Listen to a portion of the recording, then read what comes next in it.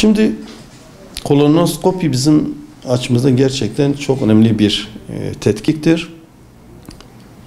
Özellikle hemoroidi veya da hemoroid benzeri şikayeti olanlar veya da hiçbir şikayeti olmayıp da işte durup dururken aniden makatta kan gelen, rektal kanaması dediğimiz olan insanlar, bağırsak alışkanlıktaki ani değişiklikler, diyelim ki daha önce olmayan ishal ve özellikle kabızlık ve de tuvalete daha sık sık çıkma şikayetler. Dedim ya, bağırsak alışkanlıktaki daha önce olmayan, beklenmeyen değişikliklerin olması.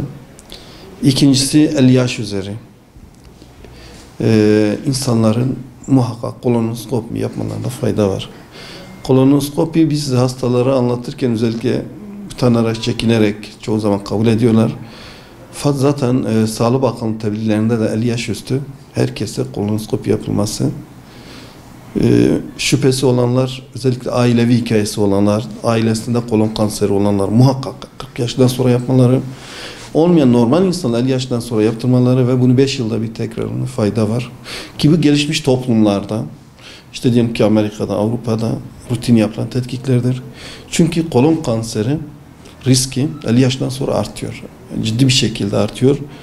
Ve kolon kanseri erken yakaladığınız zaman başarı oranı çok yüksek olan, insanı kısa sürede öldürmeyen kanserlerdir. Ama geç yakalan ki o tip hastaları biz çok rastlıyoruz. Kolon kanseri hele geç yakalan evre 1-2-3 dediğimiz hastalarda evre 3-4'te yakaladığınız zaman bunların yaşam kalitesi ve sağ kalım dediğimiz süre yaşama şansları düşüyor.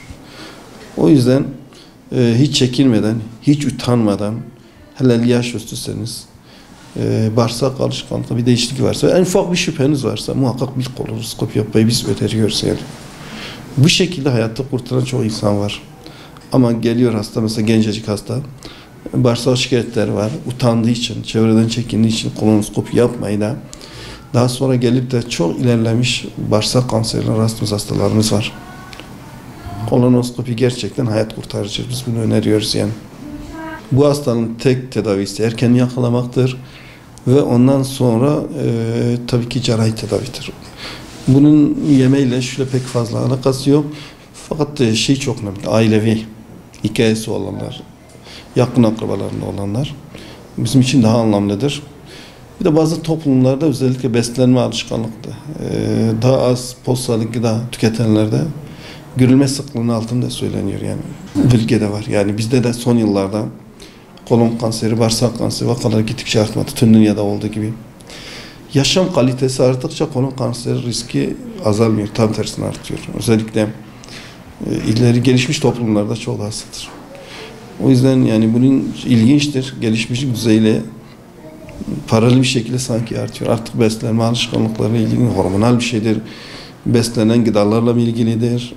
Tüketilen yiyeceklerle ilgili bilemiyoruz tabii ki. Ama hakikaten yani toplumun gelişmişliğiyle beraber bir azalmak değil, tam tersine sanki bir artış var gibi görmektedir. Öyle bir hastalıktır maalesef.